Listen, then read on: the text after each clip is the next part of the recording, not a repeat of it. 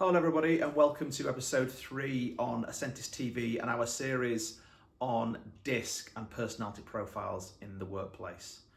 It was that famous psychologist from the 20th century, Carl Jung, that said until we make the unconscious conscious, it will direct our lives and we'll call it fate.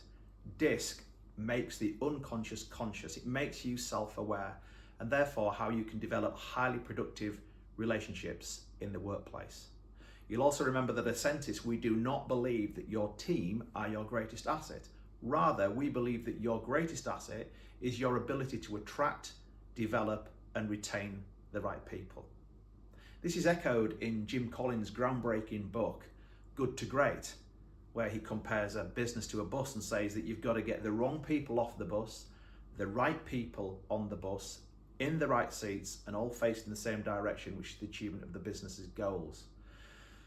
But we also know that the singular biggest problem in achieving business goals are dysfunctional teams. DiSC is the antidote to that dysfunction. So today we're going to look at the dominant style or D style profile. I'm also going to introduce you to the 8 priorities that surround the DiSC chart as well. Each individual is strongly associated with one of these priorities, although they are typically influenced also by another 2, sometimes more, but typically 2. And you'll see that this dominant style individual here prioritizes results, but they're also influenced by action and control. You remember from episode 1, my elevator story, where this dominant style person ran ahead of everybody else into the elevator and was jamming away at the door close button before anybody else could get in. That's because dominant people communicate with others directly and indirectly in a very decisive and forceful way. And in any exchange that you have with a dominant style person, they're going to be listening to this internal voice that's saying to them, what's in it for me? What value will your product add to my business? What value will your service add to my business? How will this help me achieve my goals? What results will I get? So let's bring that to life with some examples of people that we all know.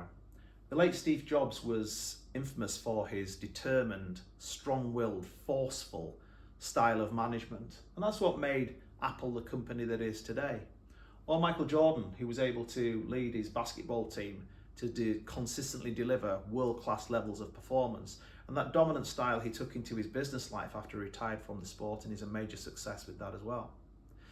Now, those great qualities that the dominant D-style personality has also have to be viewed from the opposing personality type, and none more polarized than the S-type, the supportive type. You can see that they prioritize support, but they're also heavily influenced by stability and collaboration.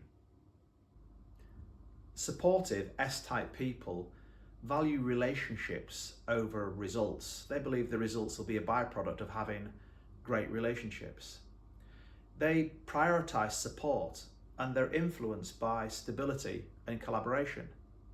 So you can see how that D-style personality can be interpreted by a supportive person as blunt, insensitive, outspoken, critical, and where it spills over, even rude, selfish, and dominating.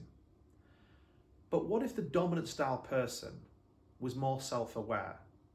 His unconscious was conscious, and he knew how his behavior may affect somebody with a more supportive style personality. He could change his communication style and empathize with the individual to have a much more productive relationship.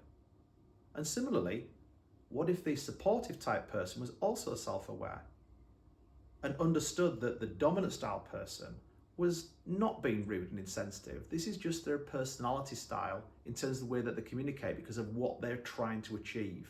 They're trying to achieve results for the organization, just like the supportive person. They just do it in a different way. So let's put that into context with a simple example. D-type person speaking to S-type person, dominant to supportive. I've got a meeting tomorrow at 1 p.m. and I need the X reports on my desk by 11 a.m. so that I can properly prepare. Please can you put that to the top of your to-do list? Now, to me, that sounds perfectly reasonable, but I am also a D-type person. I'm actually ID on the chart right at 12 o'clock. But to the S-type person, that could be interpreted like this. Despite the predictable way that your workload was planned for the next 24 hours, I'm suddenly telling you to change all those plans to suit my needs and to ignore any priorities that you had. But if the D-type person is aware that they're speaking to an S-type person, then the D-type person may have made the request something like this. I've been placed in a really difficult position regarding a meeting tomorrow and I need your help. Now, I know that the X reports are usually produced by you on a Friday, but the meeting's being dragged forward and I'm going to need them by 11 o'clock tomorrow so that I can properly prepare.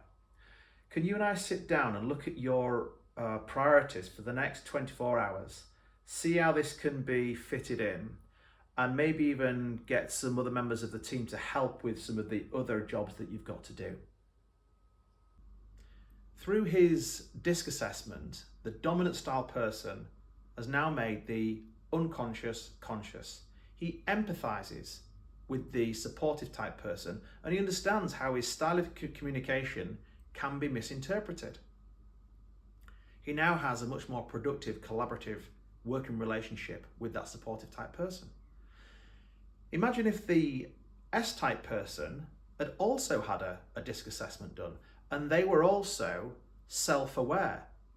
These two very different individuals would then enjoy a much more productive relationship. They would be unoffended by each other's communication styles, sharing a common goal and drawing upon each other's strengths. Now imagine the power of giving each individual in your organisation a DiSC assessment.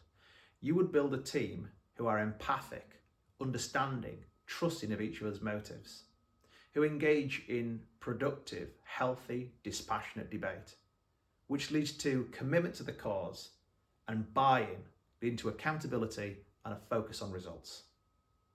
Next time we're going to look at the influential or I-style profile. So I'll see you then.